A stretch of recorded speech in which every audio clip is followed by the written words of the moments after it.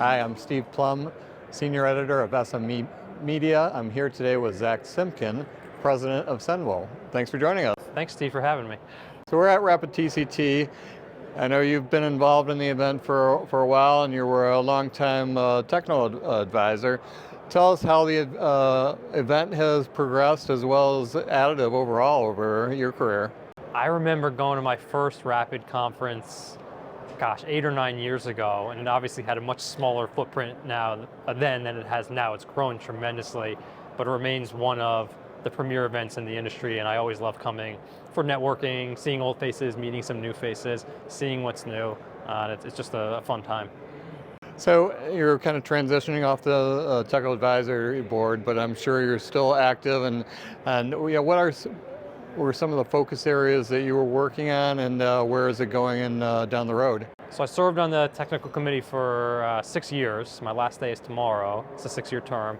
It was a great experience, and one of, I think, the biggest successes was helping to launch the Voices Amplified platform, because this now gives a way for SME to tell the stories that need to be heard from folks in the industry who are doing really interesting, great things. And you're also a presenter this year. I did, yeah.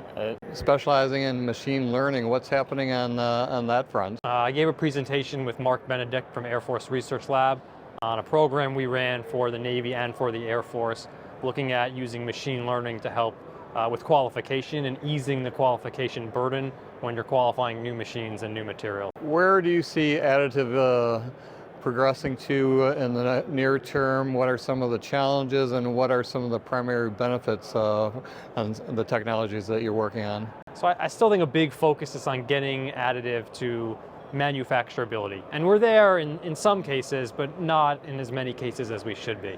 And the technology incrementally still improves year over year, which is great. It's going in the right direction.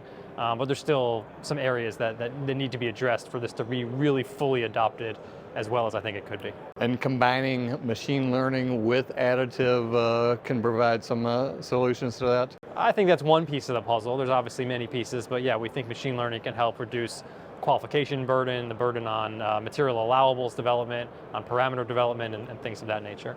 All right, well, we look forward to catching up with you in the future. Thanks for joining us. Thanks so much, Steve. Appreciate it. Mm-hmm.